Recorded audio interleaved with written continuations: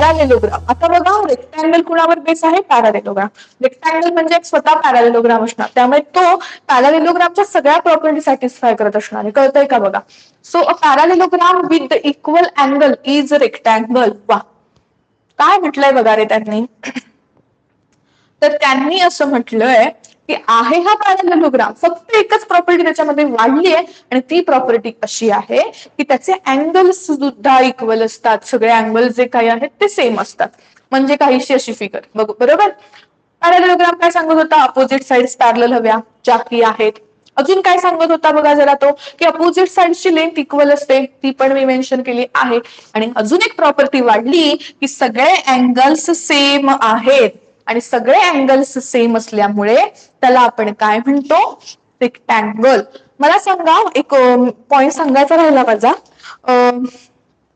काय सांगते बघा, the sum of angles of quadrilateral, sum of angles of quadrilateral किती असते रे? तर ती असते 360. बरोबर ना? दोन रेक्टँगल आहेत ते बघितलं तर कळेल.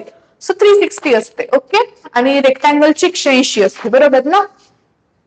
मग आता मला सांगा, आपल्याला जर काढायचं दिसतंय खरं तर त्यांना माहित असेल की असं जर चौकोनी केलं तर तो 90 डिग्री म्हणजे राईट अँगल ट्रायंगल असतो. पण आपण तो प्रूव्ह करून बघूया. काय म्हणते बघा, की प्रूव्ह करायचंय. कसा प्रूव्ह करायचंय बघा. हा, तर आपण काय म्हटलं, रेक्टँगलचे जे अँगल आहेत ते इक्वल पाहिजेत. म्हणजे याचं जेवढं मेजर आहे, समजा ए चं मेजर मी एक्स म्हटलं, तर बी सी डी पण कसे झाले? एक्सच झाले. बरोबर ना?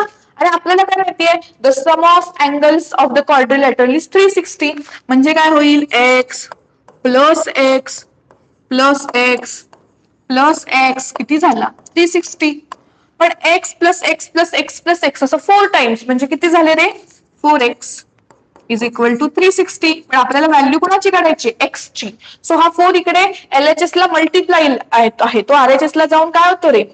डिवाइड होईल. म्हणजे एक्स इज इक्वल टू काय झालं? 360 डिग्री बाय 4 म्हणजे किती? 4 1 4. माहितीये का सगळ्यांना?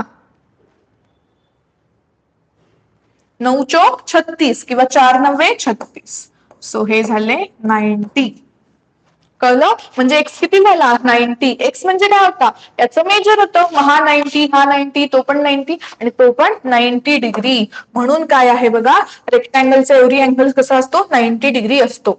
सो आपल्याला रेक्टँगल कळलाय, त्याच्या अपोजिट साइड्स पण सेम आहेत, त्याच्या अपोजिट साइड्स पॅरलल पण आहेत, आणि अजून एक प्रॉपर्टी वाढली ती म्हणजे त्याचा एव्हरी अँगल सेम आहे, म्हणजेच किती आहे? 90 डिग्री आहे. ओके. पुढे काय म्हटलंय, जे की आपण प्रूव्ह केलंय बघा, each angle of a rectangle is 90 degree. Right angle triangle म्हणजे राईट अँगल म्हणजे काय? जो अँगल तुमचा 90 डिग्री असतो. बरोबर? अपोजिट साइड्स आर इक्वल असणारच, कारण तो पॅरालेलोग्राम आहे. पुढे डायगोनल बायसेक्ट इच अदर असणारच ना, कारण का? तो पॅरालेलोग्राम आहे. काय म्हटलं बघा पुन्हा एकदा, की जे डायगोनल्स आहेत तुमचे ते एकमेकांना बायसेक्ट करतात. बायसेक्ट करतात म्हणजे मी परत एकदा सांगतेय की दोन तुमचे डायगोनल एकमेकांना इंटरसेक्ट करतात, आणि इंटरसेक्ट करताना जे डायगोनलचे दोन भाग होतात ते इक्वल असतात. कळतंय सगळ्यांना? ओके. आणि लास्ट काय पॉइंट आहे बघा, the diagonals of a rectangles are equal. Diagonals कसे असतात? इक्वल असतात. म्हणजे काय रे, तर जी मेजर एसीच असेल, समजा एसी तुमचा 5 सेंटीमीटरचा आहे, तर मेजर ऑफ बीडी सुद्धा काय असणार? 5 सेंटीमीटरच असणार आहे. एक प्रॉपर्टी वाढलेली आहे रेक्टँगल मध्ये, की डायगोनल्स कसे आहेत तुमचे? तर डायगोनल आहेत इक्वल, म्हणजे इक्वल त्याची काय असणार? लेंथ. कळलंय का सगळ्यांना प्रॉपर्टी?